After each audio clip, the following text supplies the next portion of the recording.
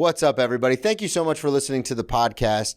I wanted to put this in the beginning. Of course, we are coming to you live from Gotham Production Studios, which is our home here for X Drinking Buddy. Remember to subscribe on Patreon, patreon.com/Brennan Tassif. You can also follow on social media at X Drinking Buddy on Instagram, Twitter, and follow me at Brennan T Comedy on all social media. Check out BrennanTComedy.com for the upcoming shows. And don't forget to get your X Drinking Buddy merch. I hope you enjoyed the episode. Boom. That's it. Easy peasy. Grab me a beer and grab me a coke. We about to sit for an hour, bullshit and tell jokes. And please don't mix it up, cause he done sobered up. Brennan T Comedy on your social media feeds. And Brennan Tassif is your ex drinking buddy. Brennan Tassif is your ex drinking buddy. Brennan Tassif is your ex drinking buddy. Brennan Tassif is your ex drinking buddy. What is up, everybody? Welcome into another edition of Brennan Tassif is your X Drinking Buddy. I'm your host, Brennan Tassif. If you're new to the program, quick rundown of the show. I used to be everyone's favorite drinking buddy. It was my favorite thing to do. Hang out with friends, get drunk, do drugs, get in all sorts of trouble, and then reminisce about those crazy stories. I am sober now, but it's still one of my favorite things to do. Hang out with somebody and reminisce about the crazy old days. Most weeks I'll be joined by a guest. This week is no exception. All the way from New York City, Maggie Naughton. Hi. What's Thank up? you for having me. I'm excited. Of course. Welcome in. First time on the show. Before we get too far into anything at all, plug everything up front. Social media. Sure. This will come out Monday. So any shows you have coming up next week, anything like that? Sweet. Instagram, Maggie Naughton. TikTok, Maggie Naughton 3. Okay. Got in there relatively early. And then I'm the third. And then I'm pretty much at Greenwich Village Comedy Club every night. So check me out there. Boom. Greenwich Village. Shout out. Shout out. So I wanted to have you on. So it was kind of a happenstance. I was doing spots at Greenwich Village, and you were on stage, and I heard you mention something about being sober. Yes. And then I turned to one of the comics in the room. I go, "Oh, she's sober?" And the other comic went, "Eh." And I was like, "Okay, that's perfect. That sounds like a great thing." But before we get into like the drinking and the partying and all that kind of stuff, since it's your first time on the show, tell everybody kind of. I always ask the same two questions, obviously, where are you from originally? Because most people aren't from New York. But mainly what I like to get to know about people is, because I'm obsessed with comedy just as like an art form, because I'm a douche. But it's a very niche thing. It's a very niche lane. And I know that because when I talk to like my guests at the restaurant, they go, "Oh, we love comedy." And I go, "Oh, who's your favorite comic?" And they go, Dave Chappelle or Robin Williams. And I'm like, all right, well, that's not what we're talking about here. Yeah. So how did you even find stand-up? Yeah. So I'm from Massachusetts originally, and I fucking Boston over here, dude. If I drop my R's, don't be mad. Hey, we fucking do it all the time. So I had always kind of wanted to try stand-up, but it was one of those things where I think kind of where I grew up, it felt a little bit braggy to say like, "Oh, I think I'm funny. I should be on stage." But how did that even happen? Funny people go on stage. Like, how did you even find that? That's actually a good point. I guess I would say I didn't immediately say, "Oh, I want to do stand-up." I just wanted to perform. I wanted to be in front of people. I did plays. You just wanted the attention. Yeah. I love attention. Yeah, me too. Yeah. So then, and I think you get. I faked paralyzed one time because I didn't think I was getting enough attention from my family. Incredible. Yeah. I faked an eye exam to get glasses. I don't know if that's the same there thing. There you go. Yeah. That's same. Attention. You guys, I'm struggling at 9. Okay. Yeah. When people, I remember Jackass is a big thing, and I talk about this on stage, but there's a video still to this day on YouTube, Brennan staples himself, because there was this very pretty girl that my sister worked with, and I wanted her just to notice me. So everyone's like, I was like, "Oh, I bet I could put the stapler into me." And they're like, "There's no way." And I was like, "Yeah, I bet I could." And then everyone, like a crowd formed, and they got that old 2007 camera phone out. Amazing. And I was like, "Ah." And she's like screaming, horrified. And I was like, into it. "I killed it. She loves me." You're like, "She's very emotional right now. I got her." Yeah, she's totally mine. So for you loved, like, you noticed at a young age, you loved when people paid attention. Yes. And then it's funny because I think I got older and you become insecure. You realize things about yourself that you maybe are like, I don't need everyone looking at this. Yeah. And I kind of moved away from it. What do you think I sit like this all the time? Yeah, right. I'm like, anyway. So I was going to go to med school. That was like my whole So plan. when you say you moved away from it, what's the timeline on that? For both. So obviously around 9, you're faking to get glasses and stuff like that. Yes. So at a young age, you knew you wanted attention. Did you ever do school plays? Did you ever? So you got into that. And then at what point Were you like, actually, I kind of maybe I don't want all this attention? Yeah, I think it was probably, I did all the plays up through starting high school. Okay. And then when I got to high school, I was like, I want to be popular. So I didn't do the plays. Okay. And in hindsight, so stupid. But at the time, it feels important. So I did like track and stuff like that. For the rest of... So you were a mean girl? Yes. Okay. Yes. I'm kidding. No. Yeah. You seem very fetched. So Thank you so much. Of course. That's not going to take off. So for you... So you were popular in high school? I would say. I mean, you can admit my sisters were popular. My older brother was popular. I, on the other hand, was not. I got bullied a lot. I didn't hit my growth spurt till I was a senior in college or a senior in high school. College would be tough. That would be real tough. But I made up for it when I got to college. I played college football, and I was like, I'm not going to get fucking bullied anymore. You know, did the whole thing like, not going to have a girlfriend, going to party. Like, I had my 2 years of that, and then I got my 8th concussion. They're like, yeah, you can't play football anymore. Mm-hmm. So don't feel like too humbled, like to be like, oh, I mean, I guess I had friends. Like, we all know who was popular and who wasn't. Isn't it funny too? Because I was not like the most. So you're not okay. So you're not. You're Regina not George. Is that what you're saying? Yeah, you're not Regina George. No, by no means. I was looking for the actress's name, but I can't find Rachel it. McAdams. Thank you. I knew it was Rachel something. Yeah, 8 concussions. What can I say? So you're not Regina George. No, okay. I was just very involved. Like, kind of. I would say I got invited to things, but no one cared if I was there or not. You know what I mean? Yeah. That makes sense. Yeah. That's very much how I feel like I am in the New York comedy scene. Where like I'll show up and people are like, oh shit, Brennan's here. Right. But if I'm not there, no one's like, hey dude, where are you at? Yeah, like the party can't happen because I didn't show up. Cancel it. Okay, so then in high school, you stopped doing the plays. Mm-hmm. Obviously, you still have some form of wanting attention. You know, you're with the popular kids. You're a pretty girl. You're kind of like, all right, cool. I'm going to run track. You're an athlete. So then what happens to where, like, when do you find actual stand-up? So in college, so I went to UW-Madison in Wisconsin, and they have... Like, is that the big one? Yeah. Okay. Yeah. And they have this That's comedy where, on stage. Wait, is that the University of Wisconsin? Yeah. It's just when you said UW, it threw me out. Yeah, I don't know most why. people would say University of Wisconsin. Right. Like Eric Walsh has that bit about the top joke. 3 colleges, Harvard, Yale, University of Wisconsin. Yes. So you went to the University of Wisconsin. Fun fact, Hannah Berner played tennis at the University of Wisconsin. I love that about her. Yeah, close personal friend. So you go there, and then what happens? Do you go there for track? Do you try to get on the track team? No. So you're like... I did it in high school, but... Yeah. No, but so, because, everyone has different... The only reason I went to FAU is because it was the only Division I school where I could play at. Very cool. Everything else was like D2, D3, and I was like, no, I'm playing D1, and that was the only place. For sure. So, everyone has different reasons why they go. Being from Boston... or, excuse me, Massachusetts, and I've had this conversation relentlessly with people now. I'm from a state where there are huge public universities. Mm-hmm. So it always blew my mind when people left their state to go to school. Totally. It's like you have to pay out-of-state tuition and stuff. It has recently been told to me from my girlfriend Tracy, because she grew up in Massachusetts as well, that most of the schools in Boston and Massachusetts are either elite or garbage, and a lot of them are private, so they're super expensive. So it actually makes more sense to go outside of the state.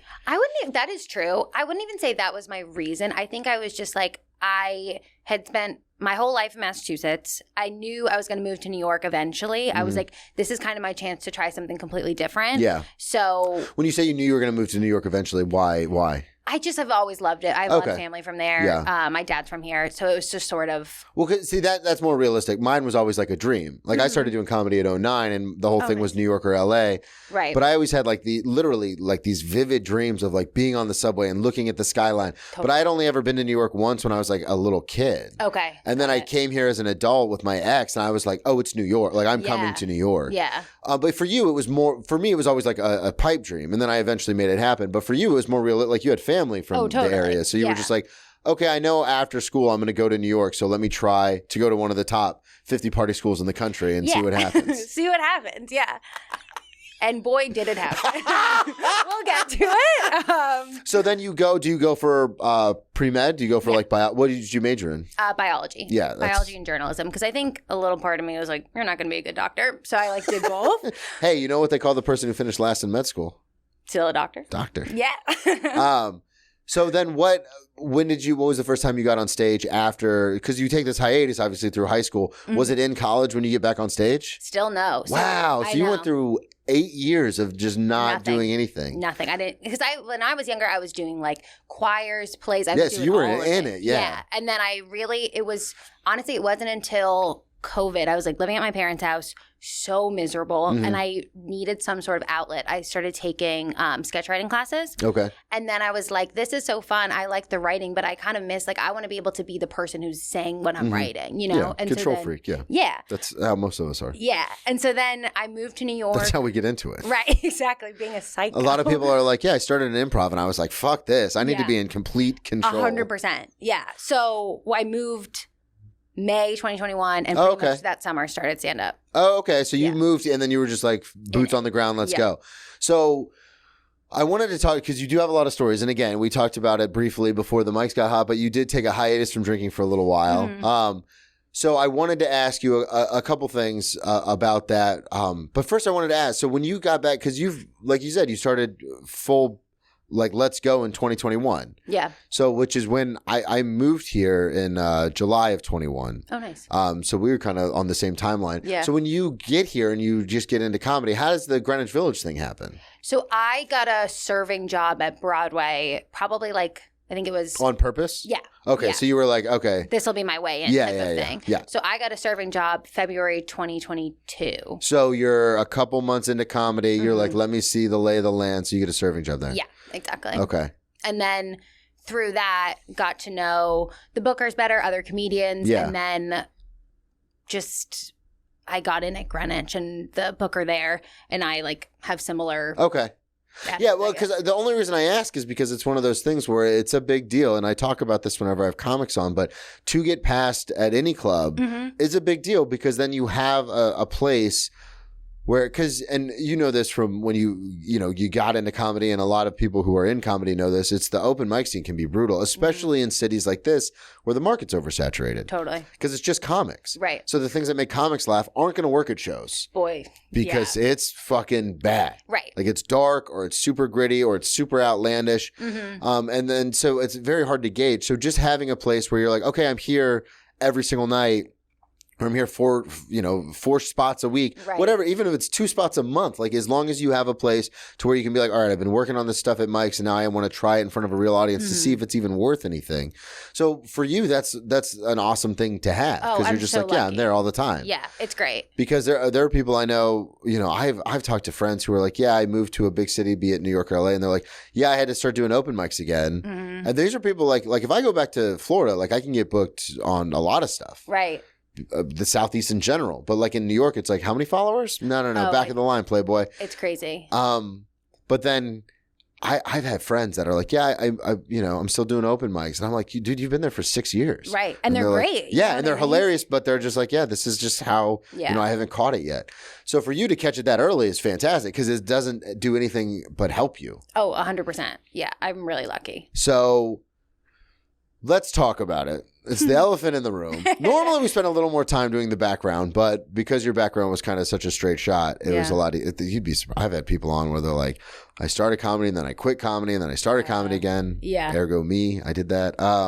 So for you, when was the first time that you like drank? Do you remember the first time you not got drunk, but the first time you even tried alcohol? Yes. I was with I think I was going into high school. I was with my cousins. We did like a cousins trip to the Cape. Okay. And they were like, fucking Cape Cod. Yeah. That's where everyone in Massachusetts goes. Let me tell you, I was with Tracy, my girlfriend, this past summer, and we went down to the Cape, That's where the families go out of house there. Well, not her family, but, families have houses there. Yeah. So you guys go down to the Cape, and it's just, so you're at this point like 13. Yeah, 13, 14. Yeah. So, but do you go with like the family, or is it just the cousins? Just the cousins, yeah. So how old are the cousins? They're 4 and 6 years older than me. Oh, okay. So they're like adults. Yeah. So they're like, we're going to get you drunk. And I was like, wow, let's fucking go. Yeah. We have a really healthy family dynamic. Yeah, well, it's the Irish in you.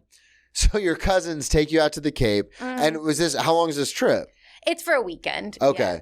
So it wasn't one of those things where it's like, we're going to drink every day. It was like, you go on. One night. Yeah, you leave like Friday, you come back Saturday night or something like that. Yeah.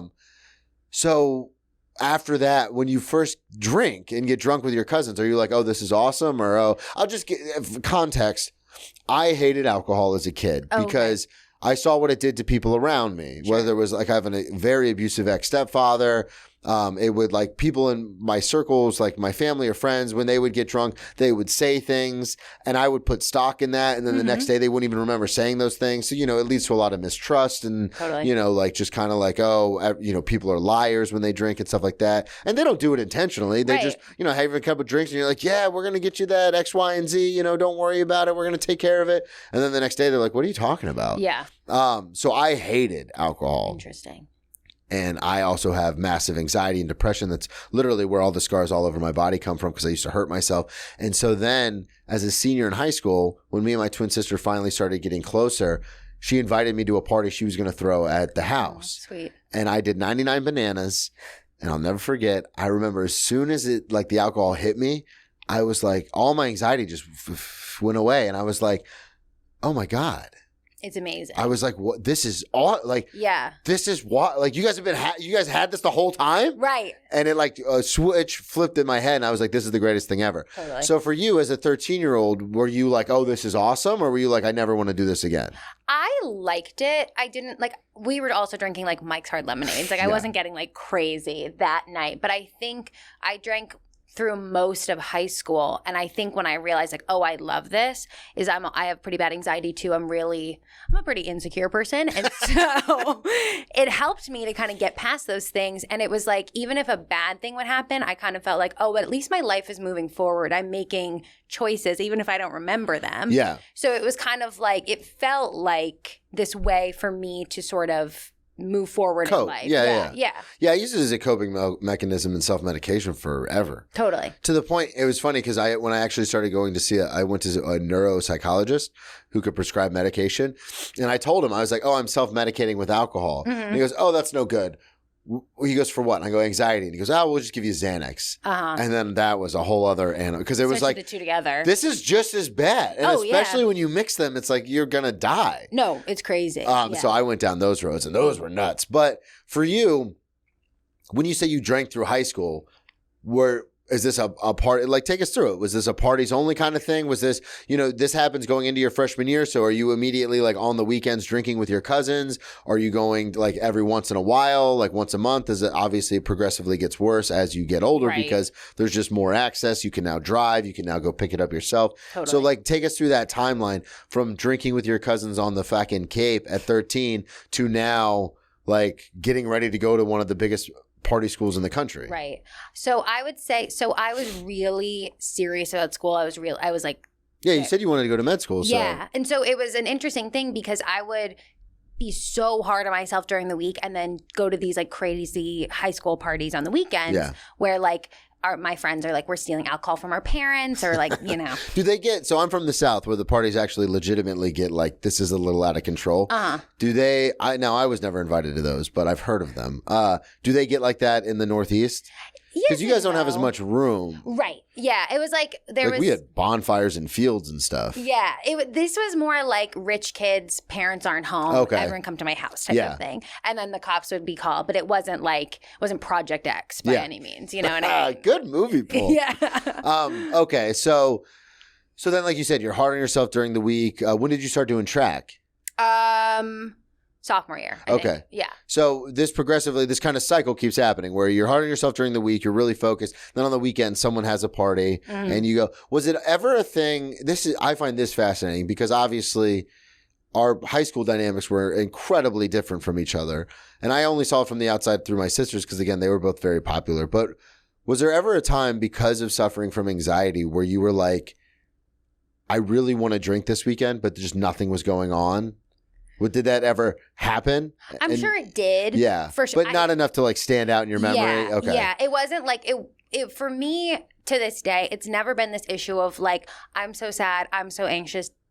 none of my friends are doing anything. I'm alone, so I'm going to drink by myself. Like, that's never been the issue for me. Look at you. Look at you keeping I'm so it together. well adjusted.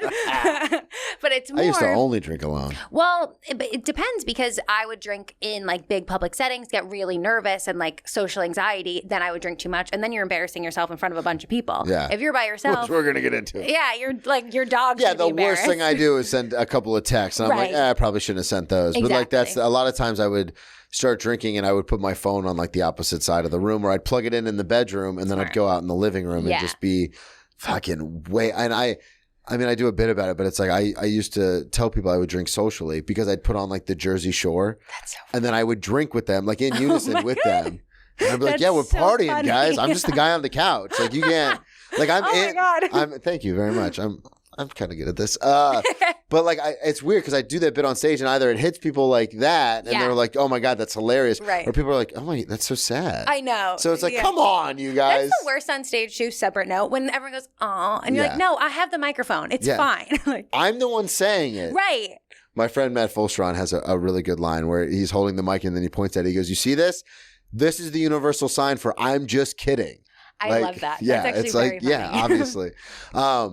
So high school, you're doing the parties on the weekends, and then you're going to school during the day. And then, and at any point in high school, is there a point where you're like, oh, that was a little crazy? Mm-hmm, for sure. Yeah. Because for me, it was college. Like I got drunk that one time, and then I continued drinking after I got drunk late in my senior year. That summer, obviously before going to college, like I was drinking at that point, but. Like the time I stole a car or would do ragers and stuff, that all happened like after I would come home. Yeah. So I was already in college at that point. So for you, does anything stick out where you were like, oh boy? Yeah. So this is kind of like a rite of passage, sort of my first blackout or like brownout was my last high school party where like we called it senior send off. We're all going to college. Yeah. And I blacked out and made out with one of my friends who had like more feelings than I did. So it was like not a nice thing to do, type of like you want attention when you're drunk. Yeah. Which is like a pattern of mine as I got older, being like, oh, when you're drunk, when you're sad, you accept that type of thing from anybody. Yeah. You know? And so that was like the first sign I've woken up next to a lot of people like, God damn it. Yeah. You're like, okay, wouldn't have done this again. So maybe don't recommend? Yeah. Yeah. So that was sort of... I'm sure. I mean, they say it in that movie. I don't know if you ever saw the movie Superbad. It's a little bit older, but it's a big party movie. But he's like, Jonah Hill's character says, you know when the girls wake up and they go, oh, I was so drunk last night. Why did I sleep with that guy? We could be that mistake. Like, I have a feeling that I probably have because I slept with like some very attractive people and I have horrible self-confidence. I'm always like, you fat piece of shit. Thank you. But now I'm all like, oh, thanks. One of the popular girls said I was cute. But I never thought of it like that because we're all at the party like hanging out and stuff. And I mean, that's happened to me ipso facto later in life. Like when before I started dating my girlfriend now, Tracy, and me and my ex broke up, I was kind of single in New York for a few months. Right. And there were people that I'm sober now. So I knew it wasn't because nobody was drinking because people always get weird about drinking around sober people. Yeah. And there were people that I slept with, and I was like, I have no business. Like, this person is like, what? Right. And then they don't text me back. And I'm like, well, now I know you can't say it's because we were drunk. Like, you genuinely thought I was cute or funny or something. Totally. But to your point, there are times where we get drunk, and I say the collective we, and we do things, and we're like, God, why? For sure. So this party... House party, I assume. Senior send-off. Now, do you guys designate a house for this? Yes. So it was at one of my friends. Please tell me the parents were there. They're being they're like cool parents? It was like divorced parent situation. Okay. So like a little in and out. I didn't know if it was like the cool, because I had the cool mom where she was like, you guys can party? That's cool. Yeah. No. Actually, I take that back. They were pretty down for it. Yeah. So... it was at my friend's house and we were all supposed to like sleep in tents outside. And so big house? Big house, yep. Yeah. Big yard. Not anymore after that divorce. They had a pool and this is what should have been the indication that I was drunk. It was like covered so that no one would like swim and drown. I walked over the like flimsy pool cover twice. Are you fucking serious? Yeah. Like fell in twice. Like fell in or like you were like oh, I want to walk across. Walk across and then like you're like feeling it sink down. Your friend's like, no. That type of thing. What is wrong with you? I know. Oh my God, that's giving me so much anxiety. And nobody, I mean, granted, we're all Because if you go under that, you can't get back up because you're of the thing, done. because of You're the cover. Mm-hmm. I know people who've drowned from that. Oh God, sorry. Well, no, but I mean, yeah. Yeah. So that was probably a good indication they were that I drunk should have and stopped. they were, yeah. It happens. Yeah. So this happens at the party. mhm. And then you said you just made out with your friend. And then do you wake up? Are you guys all sleeping in the tents? You wake up in the tent the next day? So a friend of mine. Because this is your first blackout. So I'm very interested Yeah. to know how you felt the next day. Oh, it was the worst feeling in the world. So You wake up, you have no idea what happened. no idea. I got so used to blacking out just because I'm a raging alcoholic. But those first couple times, it's like horrifying. It's you're time traveling. You're like, truly. what happened? And it's funny because I don't fully remember what happened, but I know something bad happened type of thing. You know that gut feeling where you're just like, I did something I shouldn't have done.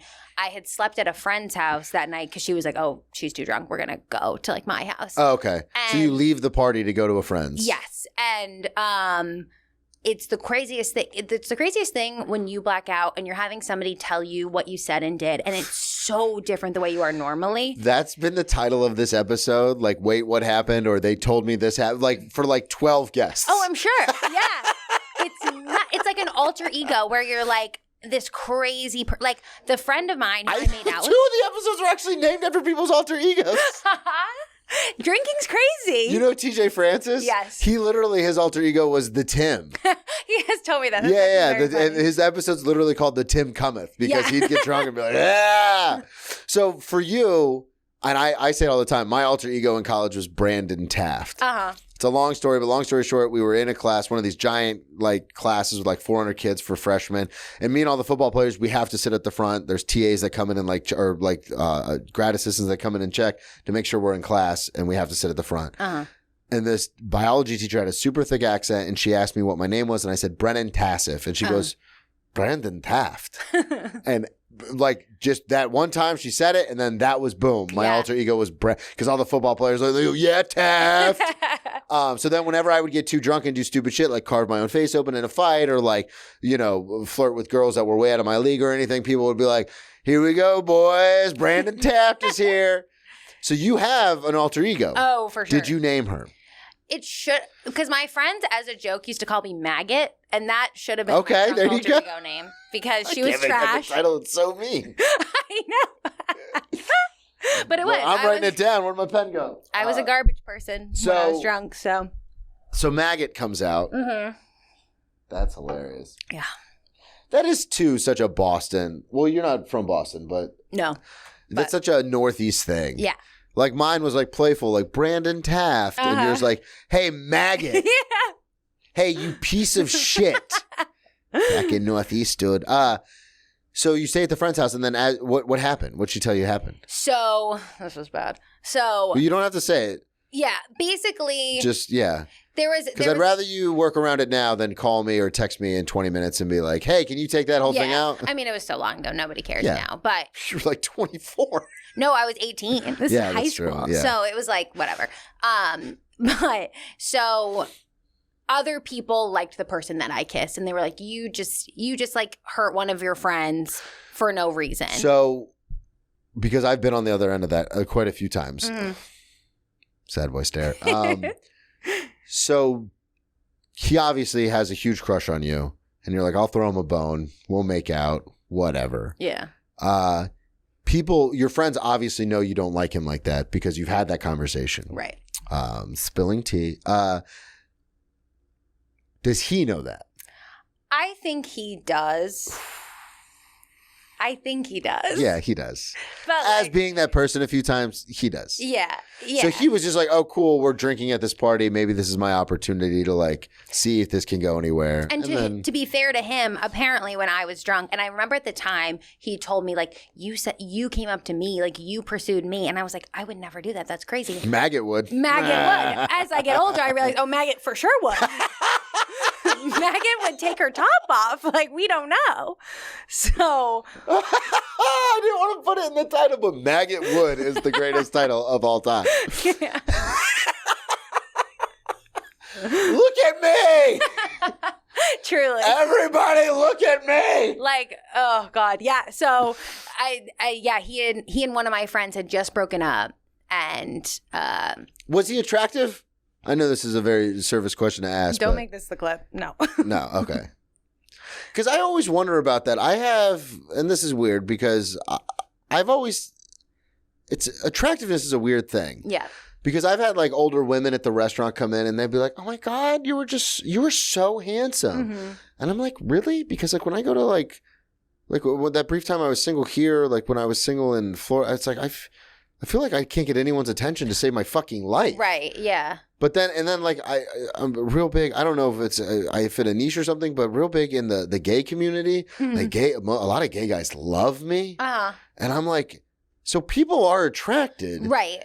But then it'll be times when like I'd like try to pursue someone that I was like super attracted to, and they were like, "Ugh, like my boyfriend's a model, like get out of here." Right. And I'm like, so there is a disconnect. But the point I'm trying to make is the fact that, like off rip, your friends were like, "Oh, obviously this was Maggot, not Maggie." Like, right. So that's all you have to say. Like we get it. Yeah. So how do you put them down? Like, do you ever talk about it again? Do you ever mention it again? Are you guys still friends? Like, what happens? We are not still friends because when I would get drunk, that pattern would repeat. And I think he got to a point where he was like, so you kept doing it. Yeah. Ooh, spicy. Yeah. So you were a little bit of one of those. One of those. I know. It's a horrible. Yeah. There's a term for it, but we're not going to say it because it's mean. Yeah. You know. Yeah. We've all been there. Yeah. I'm totally one of those. But and the thing is too, is just get like hammered and be like, ah. Right. Oh my God. I love to make out. That's the clip. Maggot loves to make out. I do. So do you continue? Because this is the senior send off. Yeah. So that summer, do you go to school in the summer as an early enroll? I think that was like 2 weeks before I left for college. I think like around that time. Okay, so the senior send off isn't still during school. This is like the summer. Yeah. Okay. So then you get to Wisconsin, and now you've already been experienced. So again, just point of reference, and I know the listeners hate when I repeat stories, but it's a good way to relate to the guest. When I got to college, like I said, I had drank a bunch in that short window between the end of my senior year and going to college. That's when I first started drinking, and then I drank a lot during that time. So when I got to college, I was excited to be in this environment, and I say it all the time, Sean Michael Murphy, the pirate himself, was my very first roommate in college. I showed up. He goes, "Hey, man," as soon as my uncle left and his dad left, he goes, "Hey, man, you want to smoke weed?" I go, "I'm not really a smoker." He goes, "Let's go get a bottle of rum then and drink." And I was like, it's on. Yeah. Like, this is the greatest thing. Because football, I got there in the summertime and football wasn't starting. Like, practices didn't start for like another like week. So I was like, oh, this is going to be the greatest. When you get to Wisconsin, and I say it jokingly, but Wisconsin's a Big Ten school. It's like it's a huge party school. Yeah. There's like 60,000 kids that go there. Totally. So when you get there, are you like fucking lock and load, let's go? Or I think so it's what was hard about it because also you have the school thing that you're really passionate about. And so I think freshman year was hard because I went, no one from my high school went. It's like so far away. And so I think Did you enjoy that aspect? I eventually Also, that other guy wasn't there, so you don't have to worry about it. Yeah. There's no one I have to throw a bone. Okay. But so I didn't I'm going to mark this just in case because he's probably going to listen and then you're going to be like, hey. Be like, this monster. And I'm going to be like, fair enough. Her nickname's Maggot, dude. Yeah. What'd you expect? We're doing the thing now that we were talking about before about with the roast thing. Like, we're now bullying. Yo, what'd you think was going to happen? No, so you get to Wisconsin. Yeah, and get into it. So when you get there, are you like, all right, like, because you're so, this is why I'm a little confused is because, not confused, but interested is because you're focused on school. You still want to go to med school as a freshman, but then also you have no idea who anybody is. Right. You're living on campus, I assume. Yep. Do you immediately just link up with your roommates in the dorms and stuff? Yes and no. One of the girls from my floor, still one of my best friends, but kind of everyone else. The floor. See, we were in the apartments, the student apartments. Yeah. So we had buildings, but like everyone kind of stuck to their like little pod. Got it. I have so many guests on when they talk about living in the dorms. They're like, yeah, my floor. Right. Yeah. So you guys just, I'm sorry, I interrupted. Take us through it. So I think this is a common college experience. You meet people who might not be like a great fit for you in terms of like friends, but they're there and you don't know anybody, so you become friends. And I think not the right person, but the right now kind of person. Right, yeah. And like no judgment to them, they're all nice, but we just like didn't click. Mm-hmm. But I would drink a ton when I was with them because like we're all just like it's college and like you don't know these people and you're kind of feeling uncomfortable. So kind of. Yeah. You're feeling uncomfortable. You're feeling very uncomfortable, honestly. So, and I think I still, because I had blacked out one time in high school, I was like, oh, that's not like a thing that I do. That was like a one-time thing. Interesting. Yeah. So I was like, it'll be fine. Interesting. Mm-hmm. I did not learn a lesson. That's an I've never heard that take on it. Yeah. Where it's like, oh, that never, because I've had a lot of guests on where blackout is like their go-to. It like is now. They have like 2 or 3 drinks and they're like, and some of them it seems like almost like a chemical imbalance where they're like, I don't know what happens. Like I do 2 shots and I black out. Like, right. And it's not fun because I want to drink with my friends. Right. But then like 2 shots into it, I'm gone. Yeah. And I've had that happen with quite a few guests. My tolerance was always really high, and I don't know if it's because I'm Eastern European or drinking was a thing in my family, or it's just because I drank so much in such a short period of time, like training. But for you, do you become the blackout artist? Like, do you become... By the end of college, it was almost every time I would go out, I would black out. Wow. It happened all the time. That's so dangerous. It's so bad. It's so dangerous. And like, I didn't stop drinking until I was 25, I think. And I took like 2 years off and now I like occasionally. Wait, how old are you now? 27. Oh, I thought you were like 22. No. Hang on, I got to write blackout artist down. So does it ever become a problem in your head? Yeah. Well, because also alcoholism is a big problem, like in my family. Yeah. So it's always you said in the back. You're Irish. We got it. Yeah. You know how to. So it's always in Shout the out to the Naughtons. Yeah. We're so fun. So I have the bit. I think you heard the cool mom bit, but people are always like, dude, because alcoholism obviously runs in my family too, and people are like. And it's weird because it's like my grandma talks about her father being like a crazy, and I'm obviously an alcoholic. I wouldn't consider anyone else in my immediate family an alcoholic. Like they can drink, they like to drink, but I wouldn't. And again, as a sober member of AA, it's not my right to call anybody that, but I also wouldn't. Right. Because like my twin sister stopped drinking when she got pregnant. My older sister stopped drinking when she got pregnant. Like if they have stuff to do, they'll stop drinking. So it's probably just me and my brother riding this train out. Yeah. But so for you, is it one of those things where like you black out once and you're like, oh, that'll never happen again. And then it starts becoming at any point, and if it does happen, what point is it? I'll tell you, I was 22 when I went to my first AA meeting. I was a senior in college because I took 5 years instead of 4. And I remember going there and I was sobbing because I was like, fuck. I don't think I can live without alcohol because I had stopped playing football at this point and alcohol and drugs had consumed my whole life. And I had a friend and she was like, and I'm 22 and she was like, she was sober for a little while and she goes, Brennan, why don't you just come to a meeting? And everyone knows what AA is through movies and television and stuff.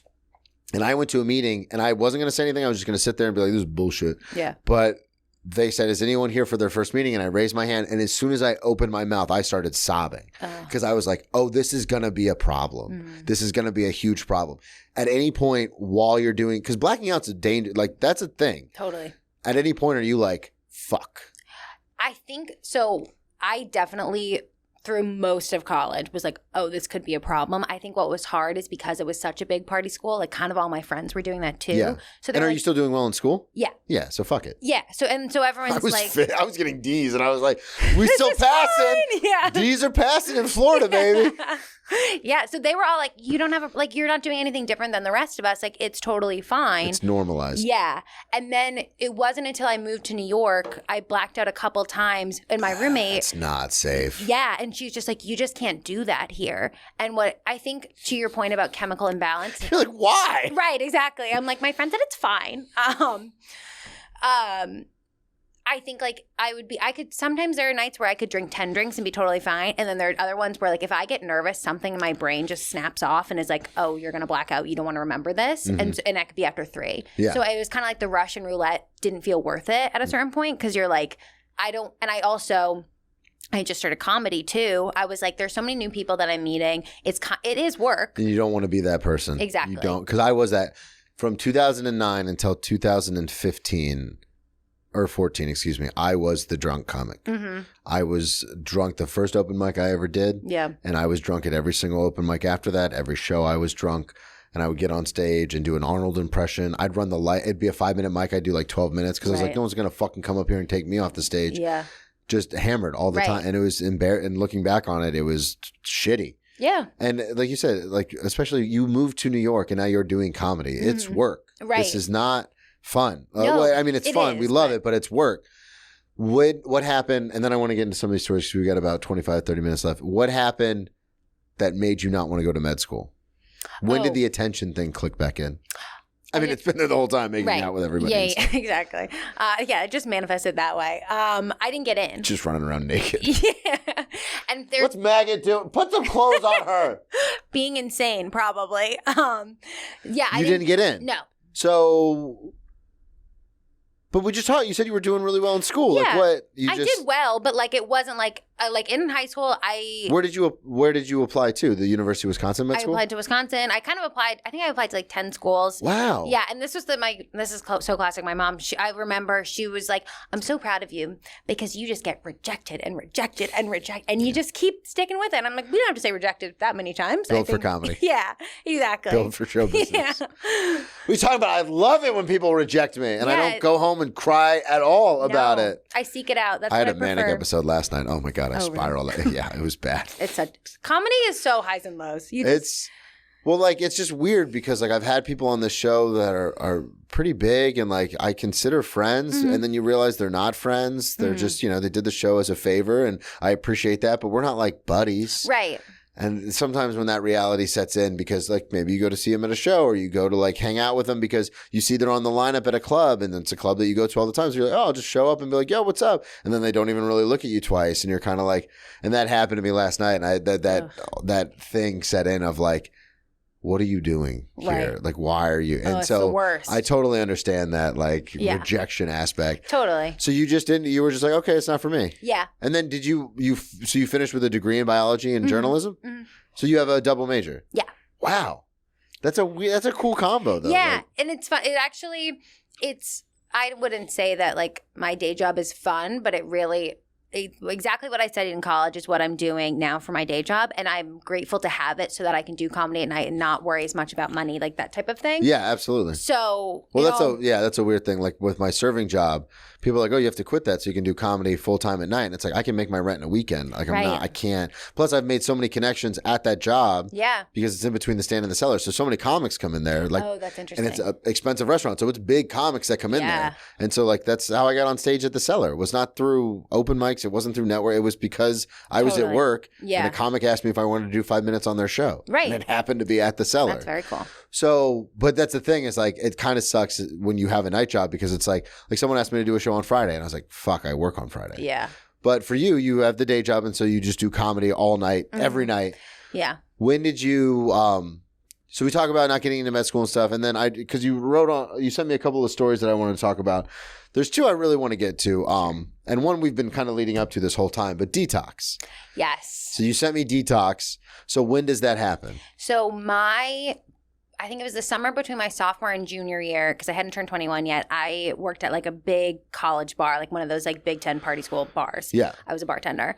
And what they would do is on like, I think it was Sundays and Tuesdays, they would kind of let the employees go there and drink like a normal person, even though you weren't 21 yet.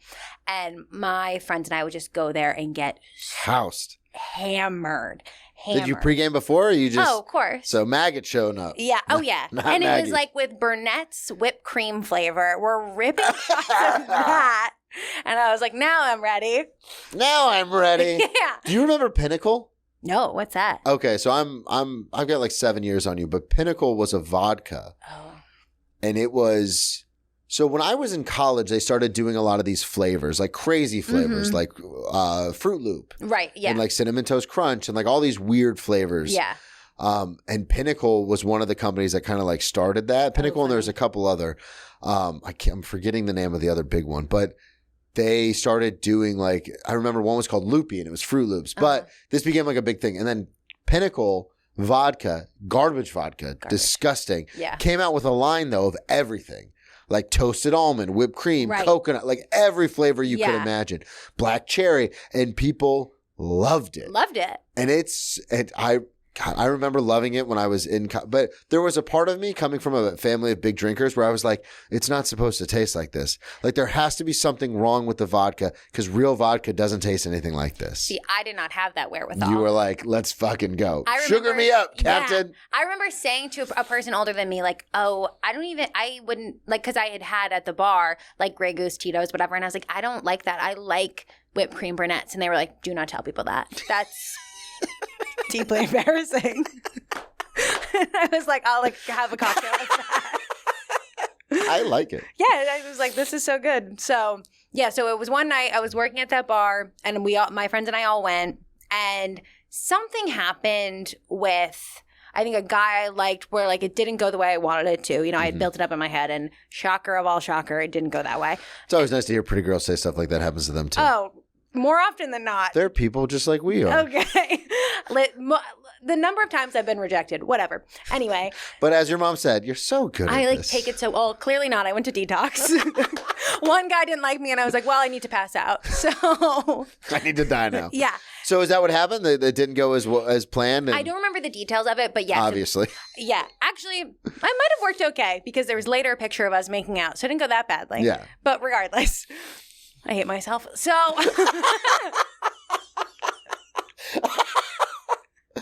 Oh, that's the clip. So anyway, it's like all my coworkers, and one of them like sends me home in an Uber. She's like, she's gonna die, whatever. And I got in this phase of when I'm in an Uber and they're at a stoplight, I'm gonna get out and run home. Yeah, I love to run. So track. Yeah, exactly. So I run at some. So you get out and run. Yes. And the Uber driver's calling this girl who's not a good friend of mine, being like, she left. I don't know what else to do. And the girl's like, I tried. You know what I mean? Yeah. So I end up. There's also, on that point, there is a point I had to get to. And I'm still, because I'm so empathetic, it's very difficult because I feel so like. I saw a homeless guy the other day, and he obviously was IDD, intellectually, developmentally disabled, and he asked me for something, and I literally walked away, and I was talking to my girlfriend, Tracy. This was a couple months now, I guess, and I was like crying. I was like, I don't know if he got to where he was going. Like, so it's hard for me to be like, all right, yeah, but that's something, setting boundaries is what we call it in the super secret program I'm in, but that's something I have to get better at, is being like, listen, you're a grown-up. If I wasn't here, you would probably still be doing this, and you probably would survive. Oh, totally. So I'll just take myself out of it. No, and that's the thing, is she tried to do a nice thing. And and you were like, I'm running. Yeah, I got it. So deuces. Literally. So I fell asleep outside of my apartment building. Again, can't do that in New York. No, you cannot. And someone called Wisconsin, the cops because they're like, oh, what's going on here? Yeah, they're like, I need to save her. I had a fake ID, so that got obviously taken by the police, and they brought me to detox. And I woke up the next morning, like obviously so disoriented. I don't know where I am, and it's because Madison's small, but it's a city. So it's like me, and there wasn't any other college students. It was all like people with like crazy problems, and they don't let you leave until you blow a zero. So at first I'm like, well, I'm not going to tell my parents. This is horrible. And then I find out the bill, and I'm like, oh, I'm actually definitely telling my parents. Like, I need help to pay for this. Yeah. So I'm in like a little, like a counselor. Fun fact, you don't have to pay for that. Wait, are you serious? Yeah. You can literally just call them and be like, I don't have any money. I'm a college student. No way. Yeah. Okay. Well, that would have been helpful 7 years ago. Trust me, I had to learn the hard way. Yeah. I've been taken in ambulances to hospitals, having seizures, like alcohol poisoning, like throwing up bile on and stomach acid on myself. Like, and then they take me to the, because I'm the one who's like, I'm not going to the hospital. And then they take me, and then I'm the one who has to deal with it. And if you just call them and you're like, listen, I have no insurance. I have no money. Like, I don't know what you want from me. A lot of times, like, there's grants and scholarships and things like that through the hospital endowments. No way. And they'll just make it go away. Well, I'm drinking again, so if it comes up, I'll try it. Call me. I'll help you out. So you're at the detox, and you have to stay there till you blow a zero. So how long does that take? it takes. Was it like it takes like a day and a half? Yeah, it pretty much takes like a day. I think I was good by like 4:00 the next day. Okay. Just blowing like every 5 minutes. Yeah, really. I was like, I have to be close. It was horrible there. So 2 things. One, my friends, the hospital can't call anybody. Like they can't tell anybody. HIPAA, yeah. And they don't really let you use your phone. My friends, they were used to me like fleeing at night. So like they were like, oh, she's probably like at a guy's or something. Oh, fleeing is such a great way to put it. I would always do that. And so they weren't nervous until the next morning. They were like, okay, like let's look at her location. Like who did she leave with? And they were like, why is she in an industrial park? Oh, so they were tracking your location on your phone. That's one of the smartest things the younger generation did was the tracking thing. Thank God for that. Yeah. So they knew eventually. Because the first time I got arrested, nobody heard from me for like 2 days. Oh my God, and terrifying. It was just like, I guess he's dead. Yeah. Yeah. So especially the way I drank, people were like, yeah, he's dead. Yeah, no, exactly. When I had to return to work the next day after my little spectacle, my boss goes, I thought I was going to read about you in the newspaper. And I was like, nice. So you didn't get fired though? Did not get fired. Oh, no. That place? No. Yeah. The amount of sexual harassment, tried and fire me. Come on. Yeah. Will Smith says it in one of his movies, bitch can try. Yeah. This is interesting to me, the fear, because especially in the service industry, drinking is such a part of the culture. Oh, for sure.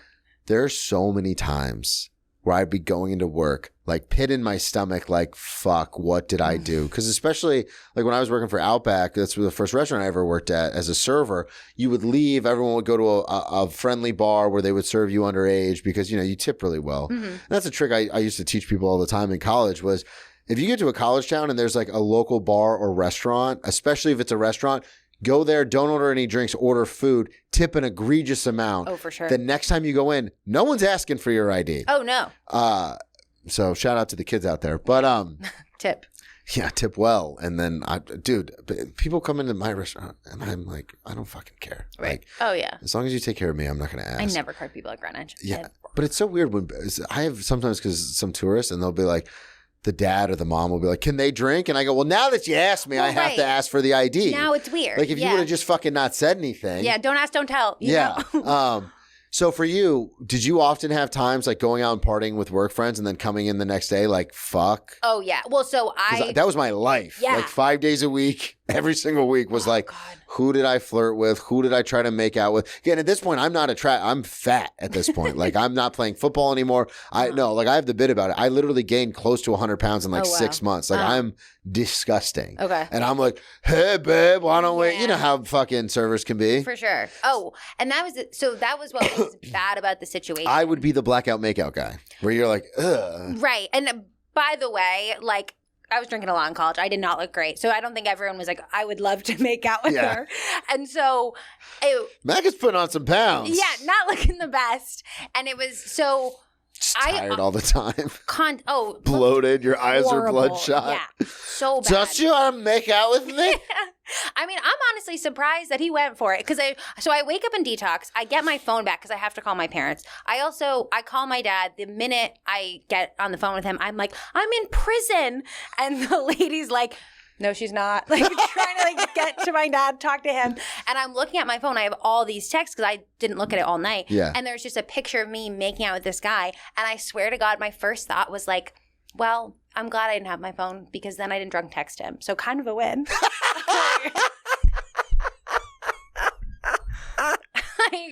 That's totally a win. I was like, okay, mysterious. Yeah. What happened to her? Oh, we don't know. She just wasn't into it. Sorry. Yeah, sorry. And the thing is, maybe next I don't even think I had his number. So the way I would reach out to him would be like LinkedIn DM, essentially. Like I would reach out through other apps. Yeah. Like GroupMe. I had sent him so many GroupMe. Did you work with him? How did you? Yeah, okay. he's a coworker. Yeah, so that's, Classic. God, classic. Yeah. So then when did you stop? Because you had the bits about not drinking and stuff. Yeah. When was the conscious decision to stop? Because you said you're drinking again, but when was the conscious decision to stop? So that was when I moved to New York. I had blacked out like a couple times. Oh, yeah. We were talking about that. Yeah. And your roommates in New York were like, this isn't Wisconsin. This isn't Madison. Like a bad thing. Don't do that. Yeah. But it was interesting is when I started drinking again, she was always she was one of the first people who was like, I think you should stop or like at least take a break. And then is this someone do I know her? Is she no, it's a friend from growing up. Just a civilian. Yeah. A non-bit person. Don't you hate it when you talk to comics and you're like, And they don't preface it with like, oh, so I'm trying to work on this bit, and they bit you, and you're like, did you just fucking bit me? It's the worst. Bit testing casually sucks. Just tell me. Right. Hey, I'm working on this. Do you think this is funny? Yeah. Or there will be times, like especially on this podcast, where I'll say something and it'll make me laugh hysterically, and then I'll go, oh, that's a bit, and I'll write it down. Right. But don't run something you know is a bit. Exactly. And if you are going to do it, because there are times, because I have so many crazy stories, there are times that I've turned almost all of them into bits. Sure. Where I'll go, this is a bit, but, and then I'll tell the story. Exactly. And everyone gets that. Yeah. And if you're trying to like slip it in, but it's so obvious, everyone's like, I wouldn't have laughed anyway, and now I hate you. I have a friend that speaks only in bits, and I think it's just his personality. Right. But I'm like, sometimes I'm like, dude, I can't. He's gotten a lot better now that he's stopped drinking. But like at the time, I was like, I can't fucking talk to you. Like, you're just bidding me. That's hilarious that his like drunk, like blackout personality is like, well, let's work on comedy. Let's bits. Let's riff. Let's bits. Become a better comedian.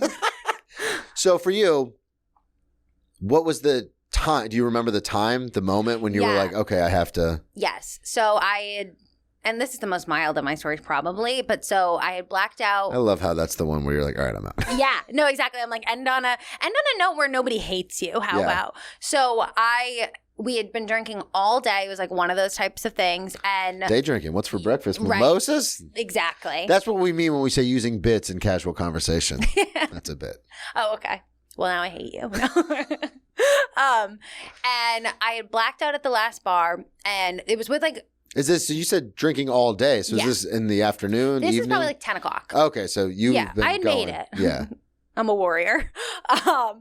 And so I blacked out, and I was with like some people I was close with, but some people I wasn't that close with. And one of the people there was like girls, boys and girls? Mix. Okay. One of the people was a guy That friend of always makes me mine. nervous. Yeah, exactly. I definitely like saw him and was like, oh my God. Meanwhile, whatever. So we apparently had this long conversation where I start crying about like an ex-boyfriend, like a relationship that just ended.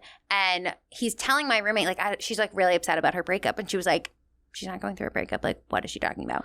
I was talking about a breakup that happened on a TV show that I've been watching that day. Wow. I was like, if you follow like One Tree Hill, Nathan Scott. Who doesn't follow One Tree Hill? Right. I had been saying me and Nathan Scott got in a fight and we're breaking up. Whoa, that is so demented. It's insane. And I was like, my friend's like telling me this story the next day where she's like, yeah, like. Did she tell him? She was like, that is not real. Like, that is like. Was it a breakup on the show or you thought, okay. Yes, it was a breakup on the show. And I apparently was so invested in the storyline that now it's my story to tell. Of course. Yeah. So then I'm hearing this the next day and I'm like, Jesus Christ. Like. That's insane. Yeah. That you're crying. Literally I cry when I watch movies all the time. Oh, for Shows, sure. movies. I'm a very emotional person. Yeah.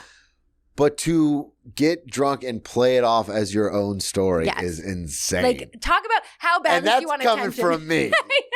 That's hilarious. Yeah. Nuts. That's coming from a guy who stabbed himself one time because I was like, oh, if my long distance girlfriend thinks I got mugged and stabbed, she'll come visit me. God.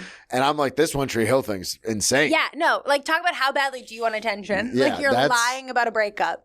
So. That happened on a television show. Yeah. A scripted television show. I tried to have a bit about this and everyone's like, we don't like you. But I used to say the best way to get away with bad behavior when you're drinking is to say you're going through a breakup because then everyone like feels bad for you. And they're like, oh, she's just going through it. And you're like, no, this is just me. Yeah. That's a great bit. Thank you. It never worked, but. There's got to be some connection there. Maybe just don't talk about drinking, just being like a great that's excuse actually for your true. bad behavior because then it's more relatable. Then everyone's like, oh, she's sad. Yeah. So what happened? So you were just like, I'm done? Yeah. And then for a year and a half, I just didn't drink. And what I found was, I was like a problematic drinker, but it wasn't like an addiction in the sense that I craved it. Yeah. So it was like there's easy different to not, levels. Yeah. It was easy to not do it. And so then when I started again, my roommate, who was the person who was like, you should take a break, she was like, do whatever you want to do, but I really feel like you could drink normally again and it like won't be a problem. Yeah, and I say this all the time, people see people who drink a lot and they go, oh, they're alcoholics. And I'm like, I don't think you fucking know what that word means. Like, and it's interesting because I do. And I tell people that, like my current girlfriend, Tracy, I tell her all the time. And it's kind of like, you could see it as me trying to push her away, but it's not. I'm like, you don't understand. Like, unless you're around it, there's no way you could understand. Right. And this is the same thing I went through with my ex-fiance was because I met her sober. our first year of our relationship, I was sober. She had never seen me drunk. Got it. And then 2 weeks, well, not the first year, but very close to the first year, 2 weeks before I got my 1 year chip in AA, me and my roommate, and I talk about this in the One Man Show, but me and my roommate were outside on the balcony smoking a cigarette, and we're like, maybe we overreacted. Like, we're both in our mid-20s. Like, right. maybe we should drink again. Mm-hmm. And my ex-fiance, girlfriend at the time, was like, yeah, why wouldn't you? You got all your shit together. And then she saw it. Yeah. And then we weren't engaged to be married anymore. Yeah. Like, that's what I tell people is like, you have no, like, yeah, Maggie turns into Maggot sometimes and likes to make out with uggos. No big deal. She's doing them a favor. It's charity. Okay. Yeah. But then there's people like me where I would wake up and I would have to do shots in order to get out of bed without vomiting. Yeah. And then get into my car and drive, and I would have to drink like minis on my way to work to keep my hands steady. Yeah. And I worked in Florida. Mm. So it's like I would have trunk vodka. I would put handle vodka into a water bottle and I'd keep it in my trunk. So in the summertime, 110 degrees, probably 150 degrees in my trunk, open the trunk, smoke a cigarette, and chug this trunk vodka before I'd go back into work to finish the lunch shift. Yeah. Like, that's what I tell people. I'm like, yeah, you drink and you make up weird stories and you crave attention. Like, okay. Right. I literally was drinking 200-degree vodka in the summer. Yeah. At 7 in the morning. Like, right. Time to go to work. Totally. So, I agree with you. That's a long-winded way of saying, like, yeah, it doesn't sound like, from the outside looking in, it doesn't sound like you had a serious problem. Which I will say, like, the way I would black out was a problem. And now my headspace is like, I know my life is good without alcohol. If it becomes a point where I feel like I'm like heading back in that direction, I'm going to stop and I'll be done. You know what I mean? It's just been like it's a social thing and I kind of missed it. Yeah, it's weird. I get it. Because I've been sober now for 6 years coming on. And it's weird because like there's still times, I had to call my sponsor about this a couple of weeks ago where a friend of mine moved from Jacksonville to New York and we were out and he's like doing coke and drinking. And I was like, and normally I'm like, nah. Yeah. But this one time, I don't know, the stars aligned in a way where I was like, yeah, that looks kind of fun. Yeah. And I immediately walked outside and called. Nice. I was like, hey, something's wrong because normally it looks like poison, but it does not look like poison right now. But I mean, the fact that you had the wherewithal to be like, I'm going to take myself out of this situation. Oh, yeah, I have to. Well, and I say that all the time, talking about the boundaries that we were talking about earlier, where like I'll leave places, family, friend, doesn't matter. I'll be like, I'm not comfortable and I'll leave. Oh, totally. And like you said about the breakup thing is the same thing with sobriety. Mm-hmm. It's the greatest excuse ever. 100%. Because I can just be like, I'm not comfortable and that's not safe for my sobriety and just leave. And people are like, well, he has been arrested 8 times, so maybe he knows what's best for him. Yeah. No, and if you have anyone in your life who's like, come on, that's a dramatic reaction, you're like, oh, you suck. Like, you're not someone I want to be around. Yeah, exactly. Like, I wouldn't want to be around you anyway. Right. I think we have time, if it's not too long. Do you want to do the pregnant story or the wedding invite story? Because those are the two I have marked. Okay. The Prego one I was kind of interested in. But yeah, the pregnant one. Now that I'm like realizing the theme of me needing attention, I'm like, oh, this is bad. Oh, let's do the pregnant one. Okay. Because this kind of fits in with the theme. Yes, it does. So all through college, I liked like this one guy who like, no judgment to him. He did not like me and like really could not care less if I was like. What sport did he play? He was like an artsy boy. Ooh. I love an emo plot boy. twist. Mm-hmm. I do. You like emo boys. I love an emo boy. Yeah. I like I used to say like my type is like paper clips. Like it's just like all limbs folded together who's like sad. Like I love that. Yeah. I didn't see that coming. Well, now you know. Now we know. Hey, emo boys out there. So if you're a skateboarder, hit me up. At Maggie Naughton. Yeah. On Instagram. Slide in those DMs. Yeah, do it. So I know a lot of emo sad boys. I'll throw your way. Let me know. If it's like, if they're like tall, dark hair and like. Cry watching Hook. I know all of the emo boys. This is amazing. So yeah, that was my type. He lived on my floor freshman year. Loved him. Like was obsessed with him. And can I be honest with you about something? Yeah. This just popped up in my head.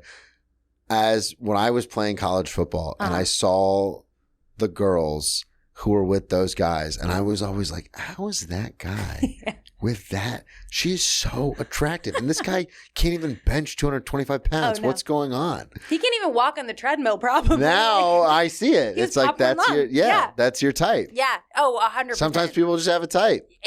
You could line up all the people I've liked in a room and be like, Jesus Christ. Like, What is this, a Fall Out Boy concert? yeah, exactly.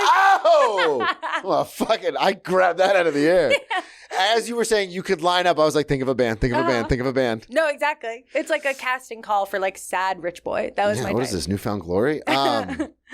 So and again, like he would like kind of like me, and then I would do something insane and he'd be like, too much, and just whatever. So we were in a class together my probably junior year or something like that, and like I was like, this is my chance. He's gonna see I'm like so smart, so interesting. He's gonna fall in love with me. Didn't. Did not. And so one night I'm out at a bar and I see his friend who's also in my class, and I'm like, this will get him. I'm going to hook up with the friend. Ooh, attention-seeking behavior. Yes. And A little sloot over here, a little God. drunk sloot. Well, the worst part of it is, so I hang out with a friend. I think we like make out, as I do. Yeah, And, that's your calling card. and Let me smell your breath. Yeah, that's Maggot. That's God. It's probably smelled like whipped cream brunettes. And That's where we're going. and so then I leave with the friend and I'm like, oh, we're going to hook up, whatever. But I just like could not get past how much I liked his friend. That's insane to me that that's your go-to. Oh, for sure. This will get his attention. Yeah. No, looking back, are you joking? There are Dateline episodes about this kind of thing. Yeah, it's insane. What happened to her? Well, she wanted to get her husband back, so she slept with his brother. She's dead now. Yeah, exactly. No sense of self-preservation. Maggot does not care. So I want his attention, damn it. we went to so many different locations around the city because I was like, this will be hot. This is where we can hook up. And every time I'd be like, I don't really want to do this. So I think we went on like a scavenger hunt of locations. Eventually, I just like send a Snapchat to the friend being like, he's probably like opens it, doesn't answer, whatever. Yeah. So whatever, that happens. I'm like so embarrassed about it the next day. Meanwhile, his friend tells me, he's like, we've done this before. Like, you've made out with me in the past. And I was like, oh, I had no memory of it. Wow. Yeah. And So then, this is, like we said earlier, this is it's a kind of pattern. your thing. That was my thing, for sure. To find the friend of the guy who's not interested in you and hook up with him or make out with him. Yeah. And to the listeners at home, it never works. So don't do it. Don't do it. Really, you don't say it. Didn't have a happy ending? We're actually engaged now. But so I don't know, maybe a month goes by, like long enough that like I've forgotten about this. I've probably tried 100 other friends to get this attention and no luck. And then one night something comes over me, I'm drunk, and I decide to tell the friend, the one I like, another guy I know. Yeah, we know how you know him. Yeah, another guy I know who is like a pre-med. In the biblical sense. Yes, exactly. And then I tell like 4 different guys, hey, I'm pregnant. No! No! You piece of shit! What is wrong with you? I know. I knew it was coming because it was the fucking name of the story you sent me. But the fact that you're like, so I told the friend, the guy I like, and 2 other people. Which, by the way, none of them had sex with me. That's what I was going to ask next. They're all like, the guy was like on some hiking trip, which, but he texted me 2 days later being like, hey, so sorry I didn't respond to this. From what I recall, we didn't have sex. How did you get pregnant? And I was like, I'm a slut. I'm sleeping with a lot of other people to make their friends jealous. yeah, exactly. My whole roster is just people like that. I'm gonna pass out. Yeah. And by the way, my friend. And you're not even sleeping with these people. No. That was a joke for the listeners. If you're not tracking, you're just making out with them. Oh my God. Yeah, it was the makeout bandit who wouldn't put out. So, and all of them are like, title. What are you talking about? And one of the people, I didn't even say I'm pregnant. I just sent him a text, hey, I need a ride. And he goes, to where? And The I go, abortion clinic. Literally the clinic. I knew that's what you were going to say. Yeah. So, Oh, my friends still text me randomly and just be like, I need a ride. Because it's like, are you insane? And so the guy I like was like, why did you do that? That makes no sense. And the next day, I'm like... Well, how long does it go before... Because we got to wrap up soon. But how long does it go before he sends that... like, why would... Next morning. Okay. So he's like, what the fuck's wrong with you? Yeah. So you were drunk when you sent this text? Oh, black. Hammered. Yeah. And so then... You're like, what are you talking about? And then you scroll and you're like, fuck me. You have to look at like just like the... just blue letters of me just being like, this is my birth story, whatever. And so then the next day, he's like, why did you send? Like, that doesn't make any sense. And I'm like horrified. And I just go... Can we just pretend like this is my unborn child and it never happened? And he never texts me again.